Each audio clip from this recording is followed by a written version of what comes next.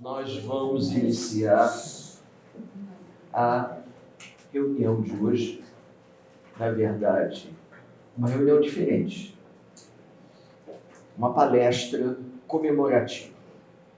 Dentro dessa semana de comemorações ao Jubileu de Ouro do Consolador. Então, inicialmente, eu solicito a todos os companheiros que aqui estão presentes que deem uma olhadinha se desligaram o celular, até para não sermos surpreendidos com o celular tocando no decorrer da exposição ou até mesmo durante a prece inicial.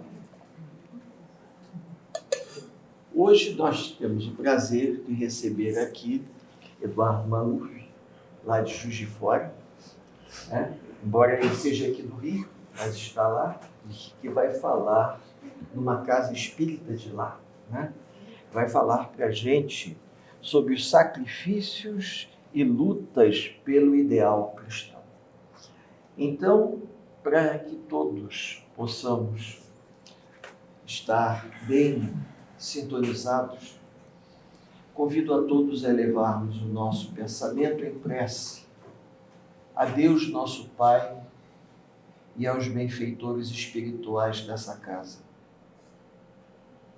Nesse momento,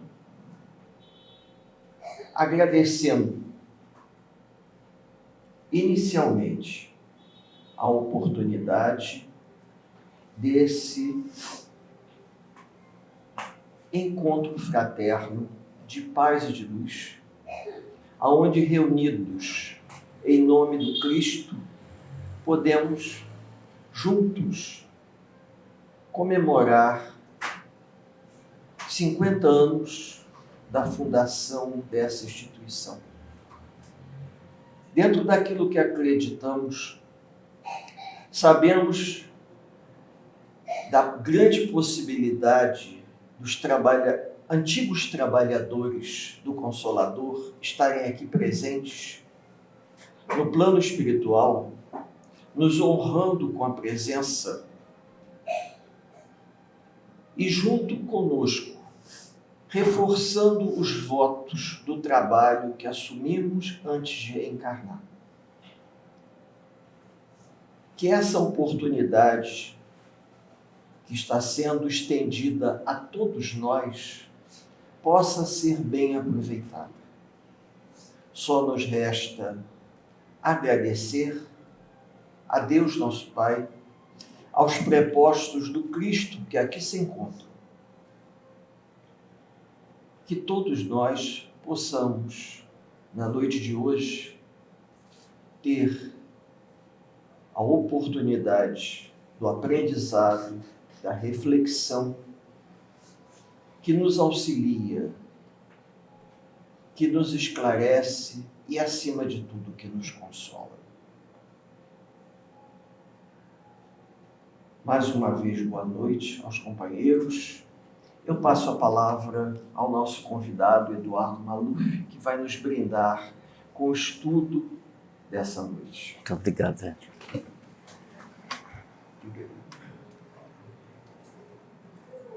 Queridos amigos, muito boa noite a todos. É um misto assim de uma emoção, de uma alegria e de uma gratidão, de poder participar de uma casa que está completando meio século. Sobe um pouquinho, o máximo possível. Pronto? Melhorou? Então é um misto de alegria, de emoção e muita gratidão de estar aqui. Agradeço imensamente a Anusca pelo convite, a direção da casa também. Por nos confiar nessa tarefa de ciclo comemorativo. 50 anos não são 5 dias. 50 anos é uma história de vida. E quando a gente retorna ao passado do movimento espírita, a gente não se dá conta da grandiosidade daqueles que iniciaram o movimento sem antes nós termos o respaldo da Constituição Federal, que ela só vem no ano de 1988. A partir de 1988, nós podemos abrir as portas dos centros espíritas.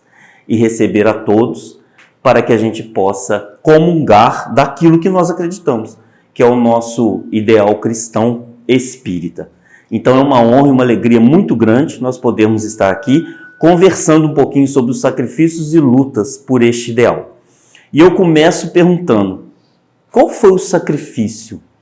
Qual foi aquilo que mais te tocou para que você pudesse estar aqui, nesta casa, junto com o ideal daqueles que pensaram a casa muito antes dos 50 anos? Porque a gente não consegue vislumbrar a grandeza do trabalho anterior na espiritualidade, quando estávamos lá e nos comprometemos com o trabalho da casa. E aí a gente acha que são só 50 anos, mas não são 50 anos.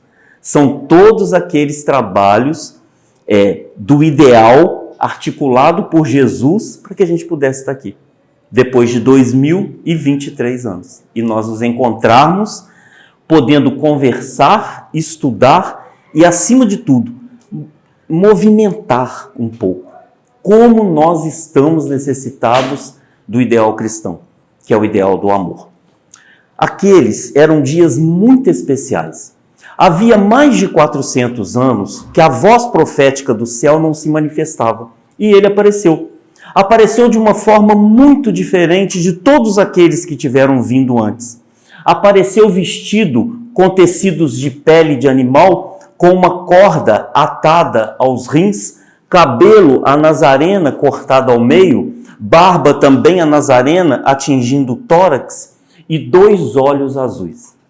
Parecia que aqueles olhos azuis estavam em sintonia com o céu que brilhava naquela manhã do mês de Nissan, de maio, onde iniciava naquela região o verão.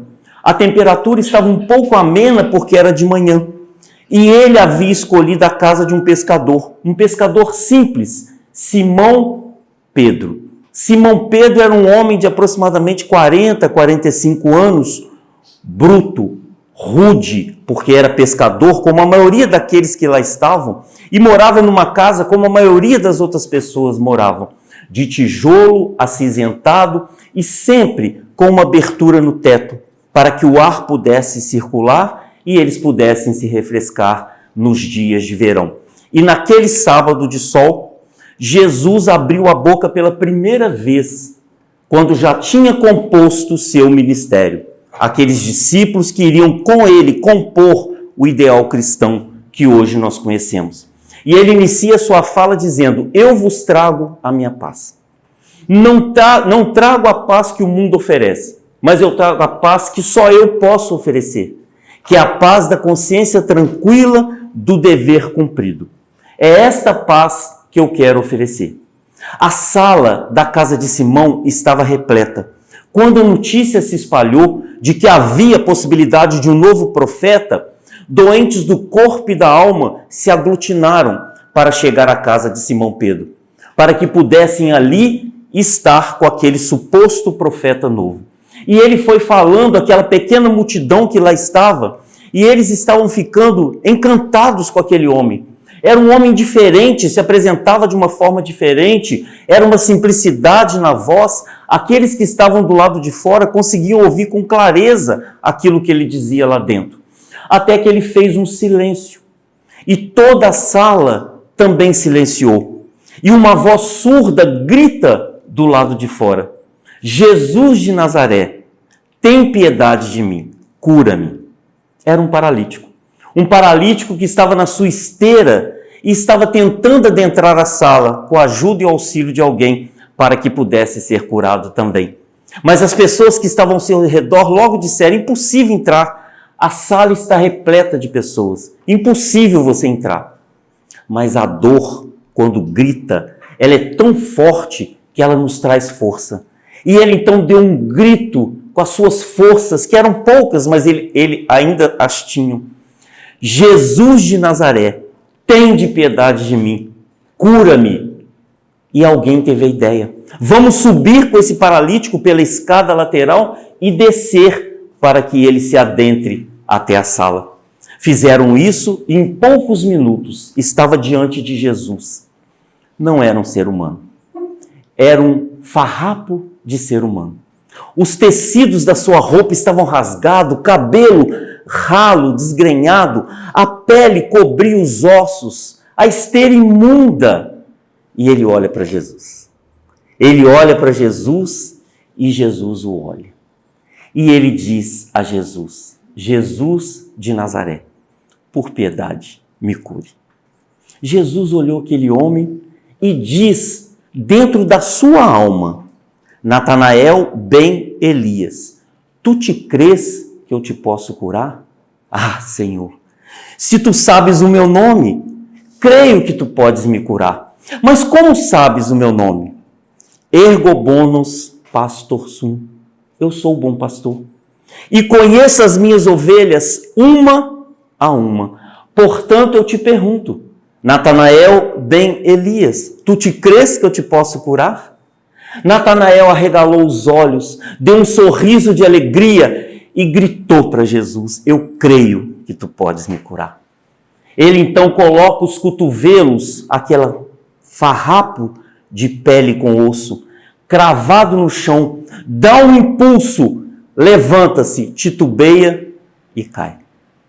A multidão que lá estava, talvez a mesma multidão de hoje, que precisa ver para crer, sendo que vivemos um momento necessário de crer antes de ver, deu um suspiro de dúvida. Será que ele é mesmo profeta? Ele não conseguiu curar aquele paralítico. Mas Natanael estava diferente. Seus músculos estavam mais enrijecidos, seu olhar estava mais firme. E ele então aproxima-se, Jesus aproxima-se dele novamente e diz pausadamente: Natanael ben Elias, se tu crês que eu te posso curar, levanta-te e anda em nome do meu Pai que estás no céu.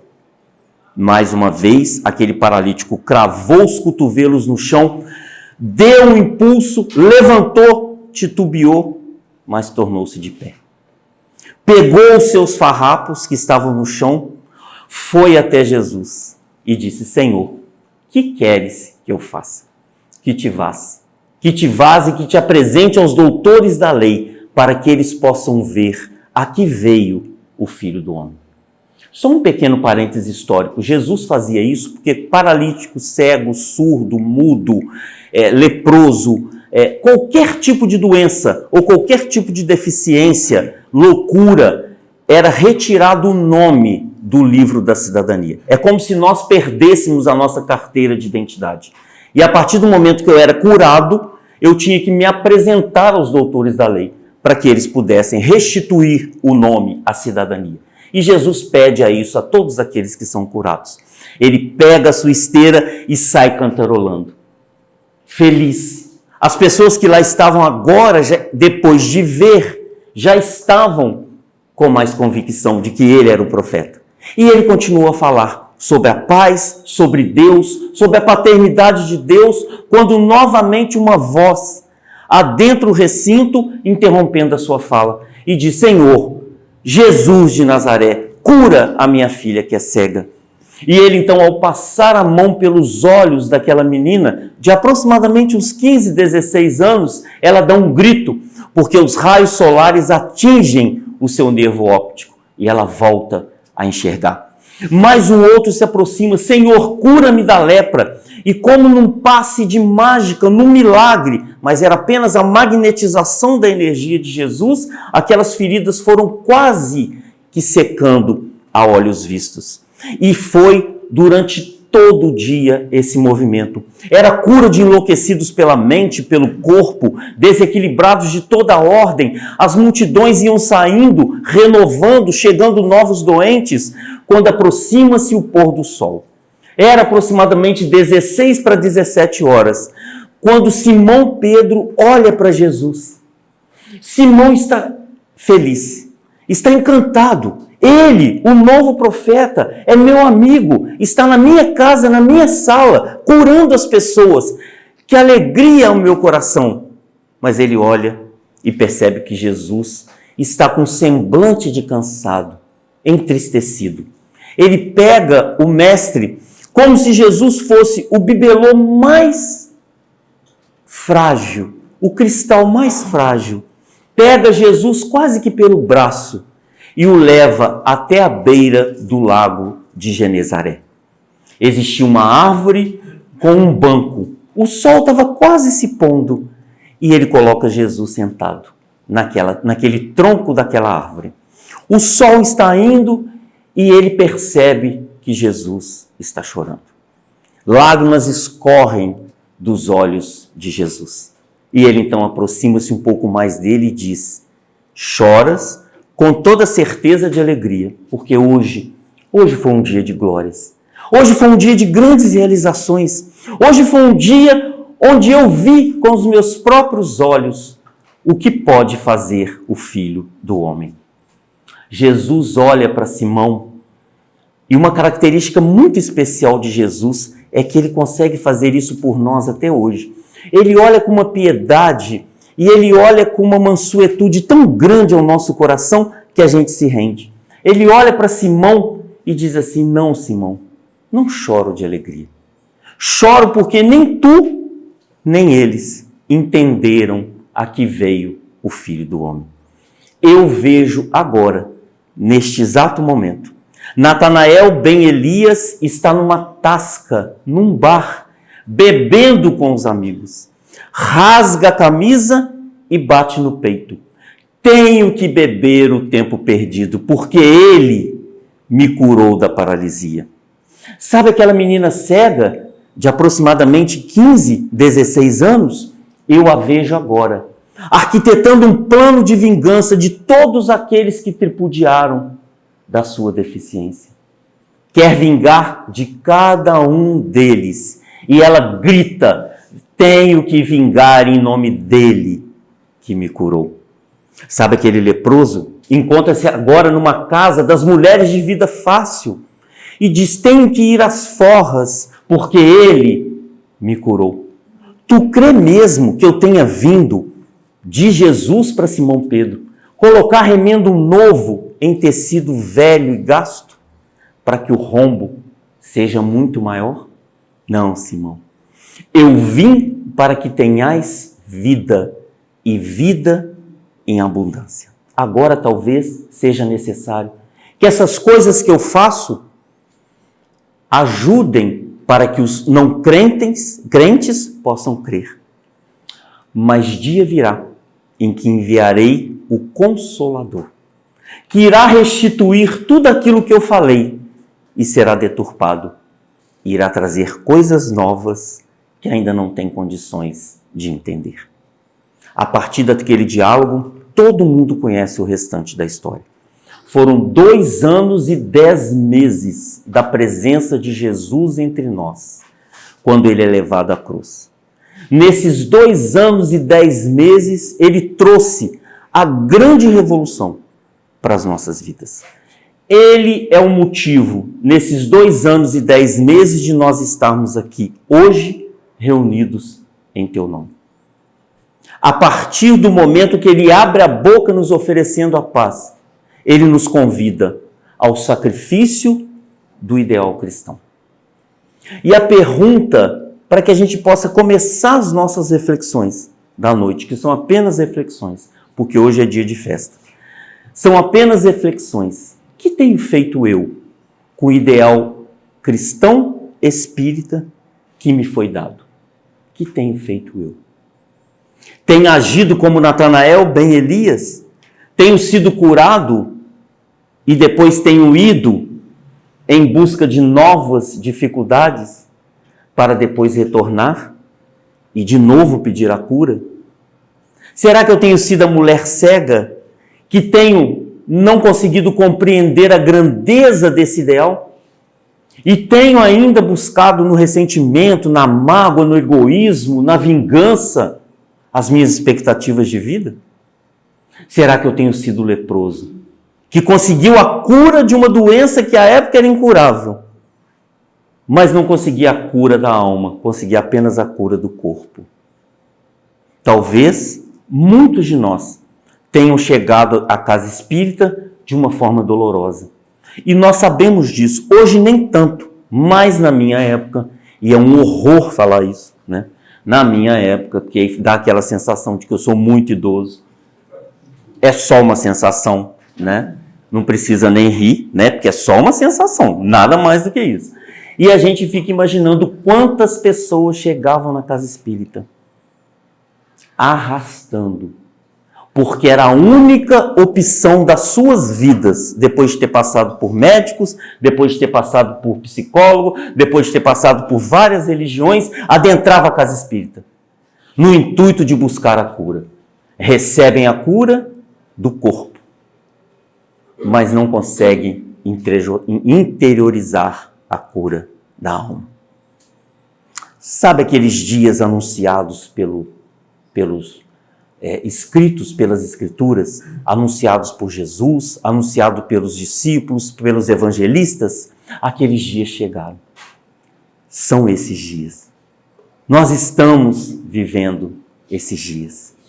E é por isso que nós estamos vendo tantas coisas que nos remete à barbárie, que nos remete à sensação de que algo está retrocedendo, porque o ser humano já não é mais capaz de fazer isso e ele faz.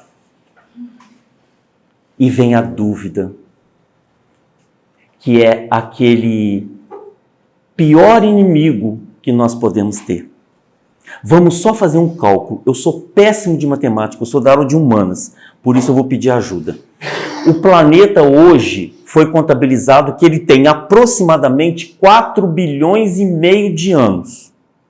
Eu não sei nem quantos zeros dá isso, mas a gente tem aproximadamente 4 bilhões e meio de anos. Cada dia a ciência acha um número mais para trás, mas o último é 4 bilhões e meio de anos. Há 4 bilhões e meio de anos, Jesus foi convidado por Deus a governar e criar o planeta Terra, há 4 bilhões e meio de anos.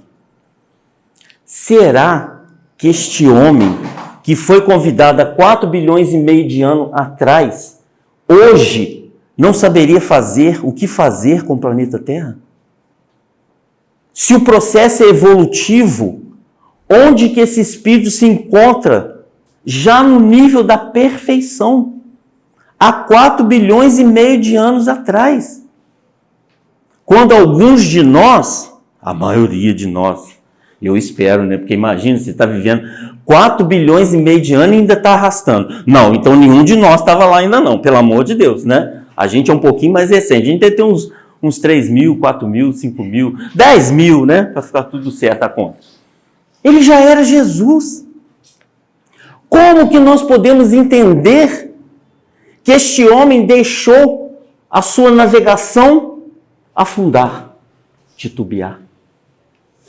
Quando ele nos convida e nos afirma que iria trazer o Consolador, já existia à época de Kardec, Allan Kardec, o nosso codificador, um movimento de vários espíritos que já haviam encarnado, preparando a doutrina espírita. Kardec vem então codificá-la, trazer as suas informações. E aí a gente joga um pouquinho para cá e pensa há 100 anos atrás. Aqueles baluartes da doutrina espírita, Bezerra de Menezes, que desencarna no ano de 1900, que era espírita declarado na cidade do Rio de Janeiro, espírita declarado que, além de ser espírita declarado, era espírita de ação, agia como cristão. Pegamos Dona Ivone do Amaral Teixeira para trazer um pouco mais para perto de nós. Dona Ivone, a grande médium, suicida durante várias vidas consecutivas, encontra na última encarnação a doutrina espírita e consegue a sua cura. A sua cura verdadeira, a sua cura do corpo e da alma. E para que esta casa estivesse de pé, imaginemos o sacrifício das pessoas para fazer essa casa ficar de pé.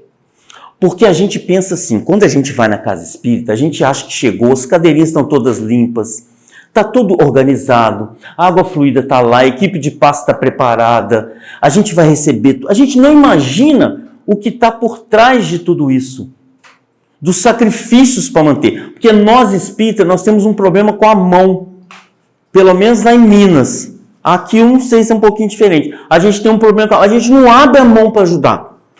A gente não abre a mão para ajudar, né? A gente, assim, a gente pede na tribuna, a gente fala, tem serviço, o cine da gente fica aberto, o nosso cine fica aberto todo ano. Depois da pandemia, o cine teve, assim, demissão em massa. Foi todo mundo embora. Eu tenho trabalhador lá no Eurips que diz assim, tá tão bom online, não quero mais voltar, não. Olha, a oportunidade que a pessoa está tendo de conviver, porque a gente está aqui, eu não sei quantos cabe aqui, mas pelo menos uns 40. Joga as paredes. A quantidade de espíritos desencarnados que já passaram por aqui, quando estavam encarnados, e desencarnados foram curados aqui, nas reuniões de desobsessão, por exemplo. A gente não se dá conta. E aí, quando a gente fala em sacrifício, o espírita também titubeia. Porque o sacrifício para ter essa casa, um dia alguém me contou a história dessa casa. Era uma outra casa, não sei quem me contou, era uma outra casa, depois conseguiram essa casa, não foi assim? Mais ou menos? O sacrifício da gente conseguir algo para a gente fazer o bem é muito grande. Vocês não têm noção. E talvez tenha acontecido com vocês. O sacrifício que eu estou fazendo para estar aqui com vocês hoje. Porque é muito interessante. Quando a gente se propõe a tarefa do mal, aparece um monte de gente para nos convidar. A gente tem convite para um monte de coisa, né? Agora foi o Réveillon, tive convites, cada convite assim, mais inusitados. Vem na minha cobertura. Eu não sei como é que fala o nome em inglês, que é tudo de graça. Como é que fala? Esse treco aí. É tudo assim de graça. Vem. All inclusive, sur inclusive, sei lá que inclusive, é um negócio desse aí. Vem que é tudo de graça. Não, vem para a barraca de Copacabana, porque é só você chegar. Vem para não sei o quê. Aí recebi um convite, só um, para falar assim, você aceita fazer o culto com a gente na virada do ano? Aceitei, meus irmãos. Que sacrifício para chegar no lugar. Que sacrifício para convencer a família. Que eu só queria fazer um culto, não queria mais nada. Eu não queria ocluso, docluso, bem-cluso, não queria nada disso. Eu só queria fazer um culto. Eu queria fazer uma oração na hora da virada. Para que o ano pudesse, para a gente poder amenizar um pouco. Porque está tudo tão pesado, porque está tudo tão difícil. Então eu só queria isso. Não. Você vai. Mas depois você vai ter que ir no ocluso. Eu falei, tá bom. Vou fazer primeiro a minha obrigação, depois eu vou no tal do negócio. Não consegui chegar no negócio. Meus irmãos, já começou o ano com as crises, né? Aquelas crises familiares. Você não foi onde estava a sua família. Não fui, porque não deu para chegar, não tinha como chegar. Como é que eu ia chegar? Não tinha como chegar. E aí, essa palestra é a primeira que eu estou fazendo esse ano. E aí eu tenho uma tática. Entendeu? Porque se eu avisar antes, começa a encrenca antes. Então, como eu já sei, eu aviso só no dia. Hoje eu acordei numa felicidade, eu estou de férias, acordei um pouquinho mais tarde, numa felicidade. Né? Aí, quando eu abri a porta do quarto, eu olhei e falei assim, então família, bom dia, tudo bem? Hoje eu tenho uma... Mas não é... Nem terminei. Mas não é possível, nem nas férias, você dá trégua. Eu falei assim, vocês gostam de conviver comigo? Você está melhorando um pouco. Você imagina se eu não tivesse palestra. Você imagina quem que eu seria se eu não tivesse palestra. Porque eu tenho que estudar para falar. Então eu tenho que fazer para poder falar com propriedade. Meus irmãos, foi aquele dia. Eu estava pronto 15 para 5. Doido para chegar assim umas 15 para 5. Eu estava pensando em vir até a pé, se não estivesse chovendo. Para sair mais cedo de casa, entendeu? Para ir pegando a vibração da casa, né? Para ir assim caminhando, né? Porque aí começa a piada daqui, a piada daqui. Vocês devem ver isso também, né? São os sacrifícios. Que depois, quando a gente termina, quando o relógio bate ali 8h30 e a gente termina, a gente fala assim, meu Deus, valeu tudo. Sabe por quê? A gente não se dá conta. Quando eu tive que vir de Uber, porque estava chovendo, quando o motorista virou ali, ele veio por aqui, por trás, que eu não sei onde é, que ele virou ali, eu falei assim, é a rua. Eu falei, é a rua. Aí ele falou assim, como? Não entendi. Eu falei assim, é a rua que eu tenho que ir. Eu disse, como é que o senhor sabe? Nada. Eu não ia explicar para o motorista que estava quase chegando aqui, né? A vibração. A gente não se dá conta. Eles ficam na região para que a gente possa sentir esse acalento no coração e que a gente possa despertar verdadeiramente.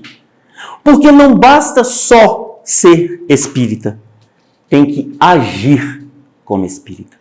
E agir como espírita não é brigar, discutir, querer ter razão, ser o dono da verdade. O problema é que a gente só descobre isso depois de uns anos, né? Até então a gente briga, faz tudo, né? É a gente olhar o outro e dizer assim, necessita da minha ajuda, necessita da minha oração, necessita do meu perdão, necessita que eu entenda melhor o meu irmão.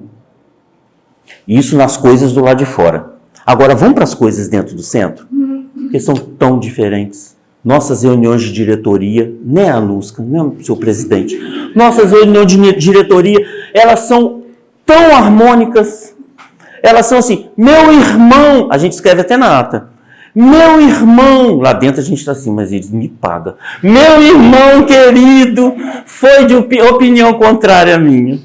Aí a gente dá um sorriso para ele e escreve na ata, lá dentro assim, tomara desencarne rápido, tomara que desencarne o mais rápido possível. Nós precisamos olhar, precisamos perceber. Os dias anunciados pelas Escrituras chegaram. São esses dias. É a escolha do joio e do trigo. É a separação. Eu quero verdadeiramente ser espírita. Eu quero verdadeiramente ser cristão. Eu quero ser espírita cristão. Então eu tenho que fazer sacrifício. Eu tenho que lutar. Não pelo outro, por mim. Como aqueles do passado que lutaram para que a gente pudesse estar aqui hoje. E foram lutas que talvez nós não conseguíssemos vencer. Minha mãe teve o braço quebrado por uma vizinha, porque era espírita. Só porque era espírita. Só porque era espírita. Mais nada. E isso há 50 anos atrás. Hoje, nós adentramos a casa espírita com liberdade. Podemos conversar com as pessoas nos procuram por curiosidade, a maioria das vezes, mas por necessidade de uma explicação a mais. Por quê? Porque os conhecimentos do mundo espiritual estão adentrando as outras religiões. A Igreja Católica recebe o Espírito Santo. Quem é o Espírito Santo? É um Espírito que vem dar orientação. De onde que ele vem? Do mundo espiritual. Então existe algo no mundo espiritual. E as outras religiões também estão fazendo isso. Então hoje o mundo se abriu cientificamente e religiosamente. Ele se abriu ao mundo espiritual. E nós, que já somos espíritas, temos um manancial da codificação para nos explicar, para nos esclarecer, para nos orientar, para nos guiar, para nos dar o roteiro. Temos o exemplo, o modelo e guia, está lá no Livro dos Espíritos, Jesus, o modelo e guia para seguir. Ainda titubeamos. Quando o sacrifício bate a nossa porta, quando a luta bate a nossa porta. Eu vou perguntar, mas pelo amor de Deus, não pode nem pensar. É só uma pergunta, que se você pensar, registra. Quando começou a ameaçar a chuva às 4 horas da tarde, quem passou pela cabeça assim, hoje eu não vou não. Opa, a água até espirrou. Hoje eu não vou não. Com chuva eu não vou não. Não passa. É o sacrifício. Vocês hoje venceram o sacrifício, vieram me ouvir com chuva. Ganharam o ponto. Mas não basta. Basta agora eu perguntar. Nesses 50 anos de casa, tem gente aqui com 50 anos? Que frequenta a casa desde o início? Tem? Tem? Não, hoje não tá. Tá. No meu tá quase desencarnando. A gente tá com 29 anos. Tá faltando só 2 desencarnar. Eu e mais uma. O resto tudo já foi. Tem mais gente fundadora do lado de lá do que do lado de cá. Vocês estão no lucro ainda, a gente está só com 29 anos. Então tá bom. Então assim, eu frequento há 10 anos, há 1 ano, há 1 mês é a primeira vez. Que diferença isso está fazendo na minha vida? Qual tipo de sacrifício eu vou fazer?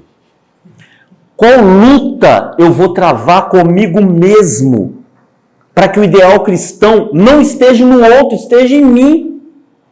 E aí serve para as pequenas coisas da vida, que a gente está esquecendo das pequenas coisas da vida. A gente está lembrando das grandes e esquecendo da pequena. Tem um trabalho de campanha do quilo, busca de alimento. Ah, eu quero ir. Vai bater buscar alimento. Ótimo, é muito positivo. Ah, tem um trabalho de distribuição da sopa. Eu quero doar energia, eu quero construir a sopa. Vamos e vamos distribuir a sopa. O que eu tenho feito por mim? Pelas minhas questões. Eu tenho falado um pouco demais do outro. A fofoca, né? Eu tenho me irritado com muita facilidade com meu filho, com a minha esposa. Eu tenho vibrado, porque não basta só fazer. Vibrou, fez, registrou. Eu tenho vibrado contra fulano e ciclano. Começa a pensar. Eu tenho feito muito isso na minha vida. Começa a pensar assim. Todo dia de manhã você faz um propósito. O que eu quero hoje de manhã? Hoje eu pedi a Deus, eu não quero me irritar com nenhum comentário. Mas quando acabar a palestra, já não está valendo mais, já está de noite. Eu já posso chegar em casa, já posso me irritar. Mas até agora eu não me irritei, eu consegui. Eu fiquei firme. Estou igual Alcoólicos Anônimos. Deu meio-dia, estou ali firme. Deu 6 horas, eu estou ali firme. Deu meia-noite, não aguentei. Aí eu tive que ir lá dar uma irritaçãozinha. Só uma também. Porque a pessoa vai despertando. Vai despertando. Aí chega uma hora que você quer devolver, né? Faz esse propósito. O que você faz? E só você pode dizer. O que você faz? Que você acaba de fazer e você fala, nossa, não precisava ter feito isso. Não precisava ter plantado essa sementinha do mal. Eu não precisava ter feito isso com a pessoa. E começa a se educar. Porque o nosso processo, e a gente também não entende muito bem isso, de Deus, não é punitivo e educativo. Matou, tem que morrer. Não. Matou, tem que ressarcir a lei. O que é ressarcir a lei? Se educar. E a doutrina espírita é um manancial para a gente se educar. Qualquer dúvida, Livro dos Espíritos. Qualquer consolo, o Evangelho segundo o Espiritismo. Qualquer explicação de coisas maiores, a Gênesis. Qualquer dúvida que você tenha depois de tudo isso, obras póstumas. Está lá. Você vai conhecendo, você vai fazendo. Tem uma passagem belíssima que está no Céu e Inferno, também que eu esqueci de citar, da irmã Claire.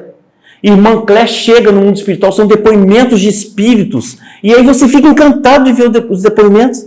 E a irmã Claire chega lá para dar uma comunicação e diz assim, eis aqui eu, uma irmã Claire, que passou pela vida achando que era uma coisa, e quando eu aqui chego, não é nada daquilo que eu imaginei. Eu que me preocupei com tantas coisas pequenas e esqueci de olhar para a grandiosidade de que estava dentro de mim. Porque os monstros que existem não estão de fora, estão dentro. São nossos. E nós precisamos olhar. Chegou a hora que eu entendo dessa forma, através da doutrina espírita, do nosso crescimento, da nossa maturidade espiritual. Porque se a gente for chamado agora, eu não posso falar isso não, porque uma vez eu fui falar isso, o senhor desencarnou logo em seguida. Terminou minha palestra, passou 1 hora, eu recebo um telefonema. O senhor José desencarnou. Eu falei, Jesus, não era para o senhor desencarnar agora, eu fiquei com dor na consciência. Então assim, mas se a gente for chamado entre hoje, amanhã, depois da manhã, né? Se a gente for chamado, como é que a gente vai se apresentar ao mundo espiritual? Eis-me aqui o Eduardo. Falei. As pessoas até gostavam quando eu falava. Mas não fiz. É duro. Então a gente tem que olhar a doutrina espírita como mecanismo de ação. Essas lutas, esses sacrifícios fazem parte do nosso crescimento. É um planeta ainda de provas e expiações. Ainda necessitamos das provas e das expiações. Ainda necessitamos do sofrimento. Sabe por quê? Porque se a gente não tivesse sofrimento, nós estaríamos com esse salão vazio. Nem eu estaria aqui. Porque o sofrimento, o que ele faz com a gente? Ele chama a gente para o despertar. Alguém discordou de mim e disse assim, não, Eduardo, eu estaria aqui. Com todo o sofrimento do mundo, com toda a falta de sofrimento do mundo, nós não estaríamos. Porque o sofrimento é aquela agulha, aquele aguilhão que diz assim, vai que você precisa despertar, vai que você precisa crescer. Porque nenhum de nós aqui na Terra está isento de sofrimento. Ah, mas se eu tivesse ganhado na Mega da Virada, seu sofrimento ia triplicar, porque eles iam querer te matar para ficar com sua herança. É assim que funciona. Então, todos nós estamos no planeta de provas e expiações. Esse manancial que Jesus nos trouxe e que vem neste livro aqui, que eu ganhei de Natal. Eu conheço todas as passagens que tem aqui no livro. Não porque eu sou inteligente, não, porque eu gosto de ler. O que esse moço fez? Compilou tudo aqui. Pegou todas as mensagens e livros do Chico sobre a vida de Jesus e criou um roteiro. Então tem todas as histórias de Jesus. E você vai se encantando com a grandiosidade de Jesus. E você vai vestindo a carapuça, porque assim, cada história, parece que ele fez de propósito, assim, ele colocou uma história de cada vez para eu sentir na pele. Porque ele coloca assim, a primeira história é da pessoa que estava desanimada com a vida. Aí Jesus dá uma lição. A segunda história é daquela pessoa afoita que chegou, quer fazer tudo. Virada de ano, 2023. E eu vou fazer tudo. Dieta, parar de comer açúcar, né? Para não entupir mais os estêndios, os negócios do coração, né? Eu vou agora me educar mais, vou ser mais simpático, vou rir para todo mundo, né? Vou ser educadinho. Na reunião de diretoria vou concordar com todo mundo, né? Vai, meu irmão, vai em fé, vai com Deus, né? Aí ele vem falando. Todos que procuraram Jesus, é a segunda história, que procuraram Jesus. Nesse afoito, quando acabaram a conversa com Jesus, sumiram. Nunca mais foram atrás de Jesus. Porque Jesus só pediu para eles assim, ama. Ama. Porque quando a gente ama, o que é a consequência do amor? É o quê? Obrigado pela resposta. Regozijo, perdão, compaixão, misericórdia. Quando eu amo, tudo fica mais fácil. Quem disse eu te amo hoje para alguém? Lembra que eu ia perguntar? Ninguém? Nossa, também precisava ser dura, né? Nossa Senhora, finge um pouquinho, né? Mente, né? Faz alguma coisa. Fala assim, eu disse no início do ano. Já tá bom, já tá valendo, né? A gente não fala de amor. Mas todos nós comentamos aquilo que aconteceu em Brasília. Todos nós comentamos. Nossa, que falta de amor. Nossa, o ódio. Tem isso, tem aquilo. Todos nós comentamos. Mas alguém vibrou para que as pessoas acalmassem os seus ânimos. É um ato de amor. Nós vibrarmos para aquelas pessoas que se exaltam e estão em condição de ter um AVC, um ataque cardíaco e chegar no mundo espiritual como suicida. Porque no ápice da emoção, e emoção não é só de tristeza não, de alegria também mata. Um colega meu que conseguiu se aposentar, porque hoje ninguém consegue mais, né? Ele conseguiu se aposentar, quando ele pisou no sítio que ele comprou com o dinheiro da aposentadoria, ele desencarnou, infartou. Na beira do sítio. Infartou. Eu fiquei em estado de choque. Eu falei, não quero aposentar mais. Me deixa quieto, deixa eu trabalhar, tá tudo bem, tá tudo certo. Ele aposentou, um mês depois conseguiu comprar o sítio, que era o sonho da vida dele. Quando ele pisou, desencarnou. De felicidade, de alegria. Porque tudo em excesso é ruim. Então eu preciso buscar o equilíbrio. O momento que a gente está vivendo hoje é o momento de buscar o equilíbrio. Qual é o meu equilíbrio? Qual é o meu sacrifício? Para estar aqui ou para fazer algo por mim que vai melhorar o meu companheiro, que vai melhorar a minha companheira? Qual é o meu sacrifício? Eu gosto muito de lembrar, eu fui falar lá para o Eduardo Guimarães, 90 anos da casa. Eu fico imaginando, não sei se vocês conhecem onde eles estão, lá em Niterói, na beira de uma favela. Eu fico imaginando o sacrifício dessas pessoas há 90 anos atrás, fundar uma casa espírita e se manter. 90 anos em atividade, 50 anos em atividade. A gente conseguir se manter não é fácil, meus irmãos. É assim, a gente tem que orar todos os dias, agradecer essas pessoas, que pode ter sido nós mesmos, que nós já estamos aí de 173 anos de doutrina espírita, não é? Mais ou menos, 177. Podemos ser a terceira geração. Eu não, né? Mas quem é mais novo que eu, né? Esqueci que eu já estou quase beirando 60. Esqueci. Mas quem é mais novo, a Nusca, por exemplo, mais novo, né? Pode ser a terceira geração. Então a pessoa que fundou a casa espírita voltou para trabalhar na casa espírita. Porque é o que a gente acredita. É a lei do ir e vir. E quando a gente for, a gente vai procurar uma casa espírita para frequentar no mundo espiritual. Qual que a gente vai? Vou refazer a pergunta. Qual que a gente vai ter coragem de ir? Meu pai, depois que desencarnou, 1 mês depois ele deu uma manifestação. Não foi na casa que ele fundou.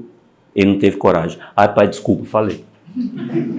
Baixou em outro centro, baixou no nosso lar, que é um outro centro que tem lá em Juiz de Fora. Baixou lá, fez uma comunicação de quase 40 minutos.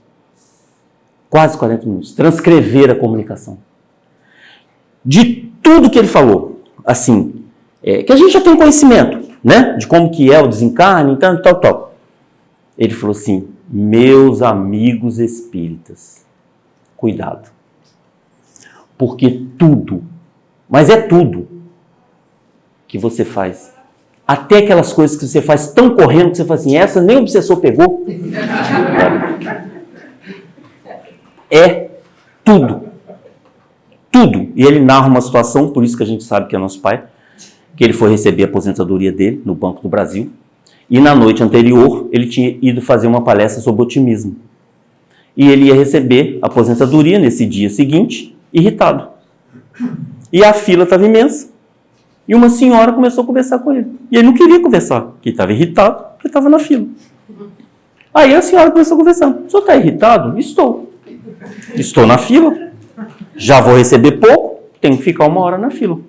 Que engraçado. Ontem o senhor falou sobre otimismo, sobre a alegria de viver, sobre como é bom e como a gente atrai coisas boas com otimismo. Eu fiquei com aquilo tanto na cabeça que eu estou alegre. E vejo que o senhor...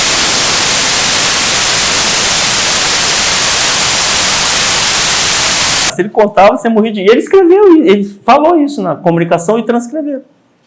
Não adianta falar. Não adianta eu abrir a página, eu ler, me encantar. O momento do encantamento passou. Agora é momento de ação. O que esta doutrina faz por mim? Essa doutrina me libertou. Então eu tenho que fazer jus a essa libertação. O que eu tenho feito por essa doutrina? Qual é o meu sacrifício? O que eu tenho feito no meu dia a dia? Pequenas coisas. Mudança, ela vem devagar. Nós não vamos sair daqui todos perfeitos, não. Por isso que existe a lei da reencarnação. Eu vou e volto. Eu vou e volto. O que a gente não pode mais é voltar nos mesmos erros. Não tem tempo mais. Estamos na beira do planeta de transição. Planeta de transição é a efervescência do bem sobre o mal. Significa, o bem vai ser mais do que o mal. Eu estou acostumado com o bem? É uma pergunta que a gente tem que fazer. Eu estou acostumado a viver no bem? Ou eu estou acostumado a viver só no mal? Eu só reclamo, eu só discuto, eu só fico emburrado, eu só fico mal-humorado. Eu que tenho que escolher. É por isso que eu gosto muito de Deus. Deus, além de ser inteligência suprema, causa primeira do universo, é meu Pai. E Ele diz assim para mim, você tem o direito de escolha. Você colhe aquilo que você plantou. Você pode semear, mas você há de colher. Existe pai mais paternal do que esse? Porque ele deixa na nossa mão, é escolha. Ah, Eduardo, você está falando um monte de coisa, mas eu não consigo. A gente consegue. Basta. Tem um mecanismo que está escrito aqui, de uma das mensagens do Emmanuel, através do Chico, está no livrinho chamado Vontade, e transcreve aqui. Basta a gente ter vontade. E vontade a gente não compra, não dá e não vende. Ela tem que ser nossa. Eu hoje me dispus a mudar isto. Eu vou fazer isso. Então as propostas têm que ser pequenas. Porque se eu falo assim, hoje, a partir de amanhã eu não faço mais nada de errado, não vai dar certo. Porque a gente já está tão acostumado, o organismo já está tão acostumado a fazer as coisas, que a gente vai fazer. Então começa a pensar coisas pequenas, para que a gente tenha um mundo mais ameno, um pleonasmo que eu vou falar agora, tá? Para que a gente tenha um mundo mais humano. Porque Deus deu a oportunidade, na sua paternidade, na sua misericórdia, de descer todo mundo. Desceu todo mundo, gente. Até o ano de 2015, 14, 15, eram 7 bilhões de habitantes na Terra. Hoje já são 7 bilhões e 850 mil habitantes. Desceu todo mundo. Tudo que é bom e tudo que é ruim desceu. Para ter oportunidade. É por isso que a gente está vendo tanta desgraça. Está vendo tanta coisa acontecendo. Mas isso não pode deixar a gente se envolver com esses sentimentos, porque senão a gente entra nessa vibração e a gente esquece que existe um pai, que existe um governador, que existe aquele que está olhando por nós, que existe o nosso anjo guardião. Quem dialoga com o seu anjo guardião? E diz para ele, meu anjo guardião, meu sacrifício, me ajuda no meu sacrifício. Eu peço ao meu toda noite. Converso com ele e falo, olha, nesse dia eu errei. Exagerei aqui, exagerei ali, fiz isso de errado. Me ajuda, meu anjo guardião. Me ajuda. Aí eu durmo, o corpo físico dorme, ele me leva lá para o mundo espiritual. E aí vem chapuletada, leva chicote. Aprende, meu filho. Não aprende aqui, vai aprender lá. Aí você acorda assustado. Nossa, eu tive um pesadelo. Não, você teve uma orientação mesmo. É uma orientação para você agir, porque você está agindo esquisito. E é assim que funciona. Então, assim, chegamos neste momento. É um momento muito sério, gente. A gente está passando por um momento muito sério no nosso planeta. Apesar disso, coloca uma vírgula. O momento é muito sério, vírgula. Porém, é inédito. Porque nós estamos vivendo o momento da transição. Imagina nós, todos aqui nessa sala, habitando o planeta do bem. Imagina. Nós vamos chegar aqui, como eu fui recebido, eu sempre sou recebido com muito carinho aqui. E me chamo de Eduardo, meu amigo, fiz 2 amigos ali, super queridos, encontro no supermercado, né? Orei por ela quando ela estava doente, orei pela pessoa errada, que eu visualizei uma outra pessoa, mas era ela. Mas foi a oração, entendeu? Quando ele falou comigo, ora para dona fulana, eu pensei na loura, mas era morena. Mas aí valeu a oração, porque era onde que eu queria direcionar. Então a gente faz amigos e a gente fala irmão. Mas no planeta do bem, nós vamos ter o sentimento de irmão. Que a gente fala, mas a gente ainda não tem o sentimento. Aí a gente vai ter o sentimento de irmão, que é a mansuetude dos nossos sentimentos. O Chico tinha sentimento de irmão por nós. Todo mundo que chegava era aquele poço de candura que dava um sorriso. E quando você saía, ele falava assim, meu filho, ora por mim. Você pensava assim, Pai eterno, como é que pode? O homem, a sumidade em pessoa, está pedindo para eu orar. Você acha que o Espírito vai me ouvir? Eu pedindo para ele? Aí muitos não oravam. Muitos não oravam. E ele só queria uma oração. Mais nada. Faz uma oração por mim. É o que ele pediu. Nunca reclamou de nada. Fez o seu trabalho com ardor, com sacrifício, cuspida na cara. Eu fico imaginando, meus irmãos, meu Deus do céu, se eu estou lá psicografando, eu nem psicografo, mas eu fico imaginando, estou psicografando, chega um, me desafora, não precisa nem cuspir na minha cara. Eu pego a psicografia, o lápis, já dou logo na cabeça dele e já resolve o problema. Vai para a sua psicografia, meu filho. Mas é igual a tia que eu tinha, uma tia espírita, filha de espírita também, fundadora do centro espírita mais antigo de Juiz de Fora, e a minha bisavó tinha 7 filhos, então todos os filhos seguiram a doutrina espírita, e essa minha tia em especial, quando você ia conversar com ela, ela falou assim, meu filho está precisando de uma surra de evangelho. Aí eu falei, tia, uma vez eu perguntei, né, era criança, como é que é essa surra? Senta aqui e me deu evangelhada na cabeça. Toma, é uma surra que você precisa, vai ler para você entender, como é que funciona o negócio. E é assim que funciona, porque a gente não é fácil. A gente não é fácil. Só tá rindo porque só também não é fácil. Eu tô quase acabando, ainda tem um monte de coisa para falar. Ele falou que eu podia ir até 9. A gente não é fácil, meus irmãos. A gente não é fácil. A gente é fácil quando tá tudo apertado. Tudo apertado. Já começou o ano, você já fica pensando nas contas, aí você já começa você muda até o tom de voz com Deus, né? Ai, Senhor, meu Pai, eu não sou tão ruim assim, eu sou um filho tão dedicado, né? Para ver se ele manda algum dinheirinho extra, né? Um 14º, 15º para a gente resolver. A gente não é fácil. Então o que a gente precisa fazer? Olhar essa bênção, que é o consolador prometido por Ele, para nós. Eu brinco, mas é muito sério. Jesus promete e cumpre. Eu sei que a gente não está muito acostumado com promessa e cumprir, né? A gente não está muito acostumado. Mas Ele promete e cumpre. Estarei convosco até o fim. Depende de nós. Passaram-se 50 anos.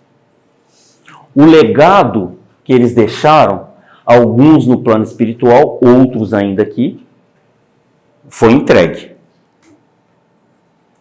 O que vocês vão fazer com isso? Posso me colocar no meio? O que nós vamos fazer com isso?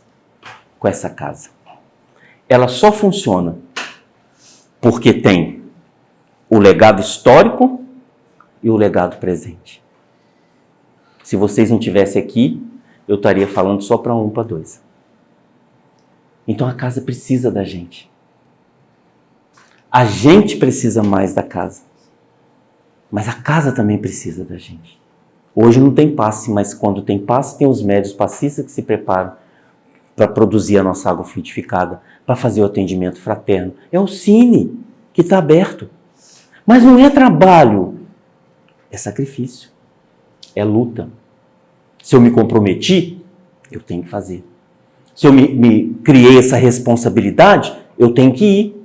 Eu me comprometi. Ah, mas hoje eu estou com uma dor na perna. Vamos com dor na perna.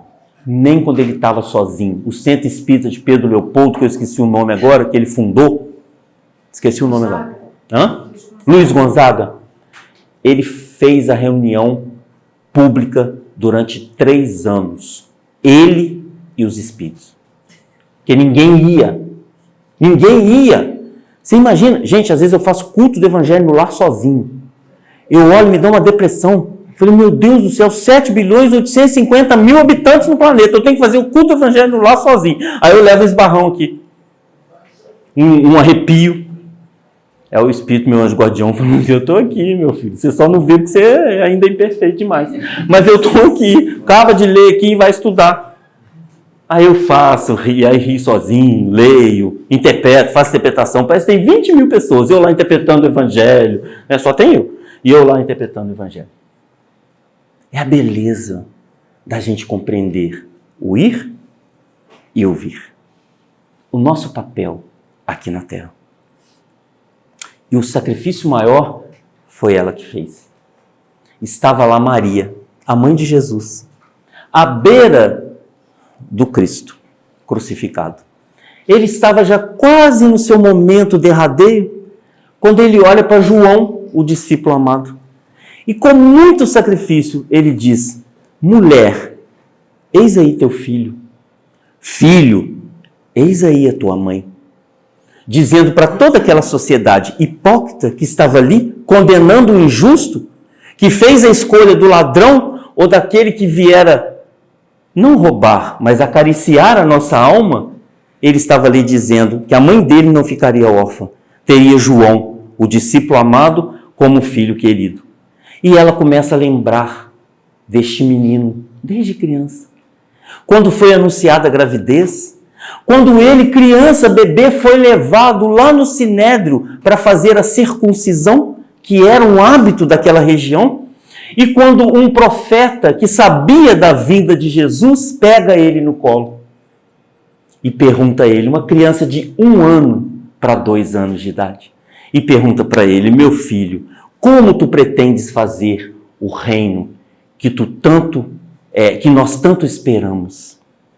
Será que tu vai requisitar soldados, heróis, guerreiros? Como que tu vai fazer? E aquela criança de 1 ano para 2 anos bate 3 vezes no coração daquele que o segurava no colo. Meses depois ele desencarna. Lá no mundo espiritual, ele vai entender. A mensagem que Jesus naquele dia estava tentando dizer para ele era através do amor. Só através do amor nós vamos conseguir fazer o reino dos céus. E Maria lembrava disso. E foi olhando também quando ele tinha 12 anos e se perdeu dos pais. E quando ela foi ver, estava ele pregando aos profetas. Palavras difíceis, pensamentos complexos. E foi lembrando de toda a sua vida. O início do seu messianato, curando os leprosos, os cegos, os endemoniados. E foi lembrando daquele homem. E foi pensando, meu Deus, o que fizeram com meu filho? Ali, naquele ato, ela entendeu o sacrifício de mãe que ela estava fazendo em nome de Deus, nosso Pai. Ela entregou para a sociedade, para a humanidade, o homem que seria o libertador das nossas almas. Ali ela entendeu o papel dela. Muitos de nós, pais e mães, queremos proteger os nossos filhos, colocá-los numa redoma de vidro. E ela soube que ali ela era também uma filha de Jesus e não a mãe de Jesus. Começou a estudar os seus escritos, os seus ensinamentos. Criou a Casa do Caminho, que era no alto do morro em Éfaso, bem distante. Todos batiam na sua porta pedindo. E ela abria com um sorriso, dava comida, leito e higiene para aquelas pessoas que lá batiam. Um dia, essa casa ficava no alto do morro, na beira de um precipício com o mar. Um dia, ela estava sentada na janela olhando o sol que estava se pondo, a lua que estava chegando com as estrelas, e ela pensou, meu Deus, tantas pessoas batem nessa porta. Eu me sacrifico por tantas pessoas e não tem uma alma que venha me oferecer algo. Batem na porta. E ela então vai com um sorriso atender a mais um estrupiado da estrada. Quando ela abre a porta, ela escuta a voz daquele homem. A voz parecia-lhe familiar. E ela então percebe quando o homem lhe entrega as mãos e ela vê as chagas nos pulsos. Era Jesus, o seu filho, batendo a porta da sua casa. Ela ajoelha-se num ato de reverência àquele homem. Ele a pega pela mão e diz, mãe, hoje tu vens comigo, porque meu Pai quer que tu vá ao reino dos céus. E ela desencarna nos braços de Jesus.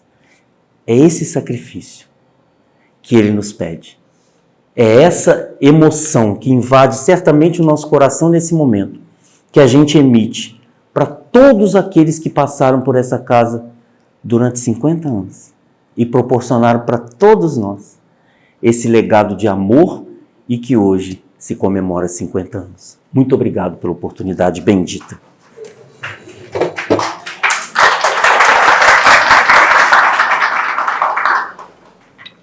Esse livro que você trouxe de Jesus. Em nome... Tem 2 ali para ler no biblioteca. Tem 2 para vender na biblioteca, eu perguntei. Em nome do Consolador, nós gostaríamos de oferecer uma Oh, lembrancinha meu Deus. ao companheiro. Precisava não. Precisava não, e a pessoa já vai olhar. Obrigado, pelo carinho de vocês. Vou abrir, gente, porque, ó. Meu Deus, olha que legado. Pão nosso. Isso aqui é um legado. E tem mais.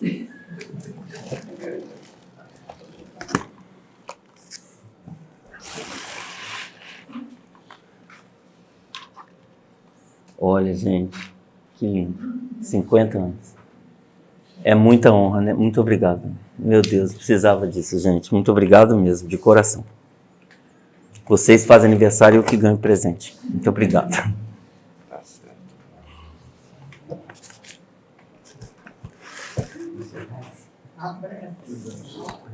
A prece.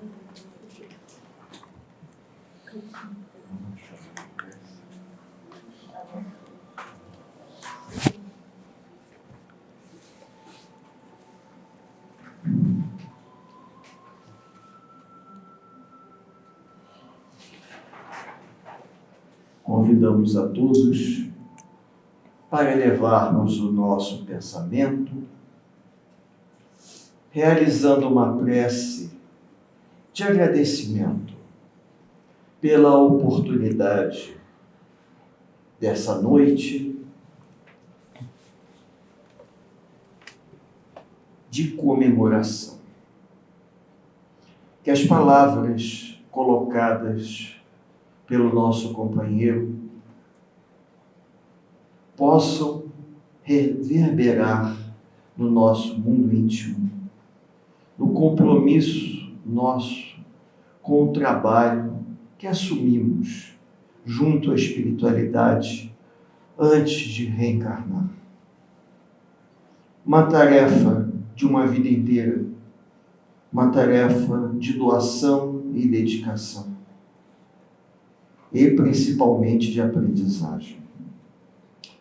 Que os trabalhadores do mundo invisível, muitos desses antigos companheiros que nos antecederam na volta ao plano espiritual, que conhecemos aqui quando começamos a frequentar, possam estar junto a todos nós, nos dando o estímulo necessário para dar continuação ao trabalho que essa casa assumiu junto a esse bairro e a essa comunidade.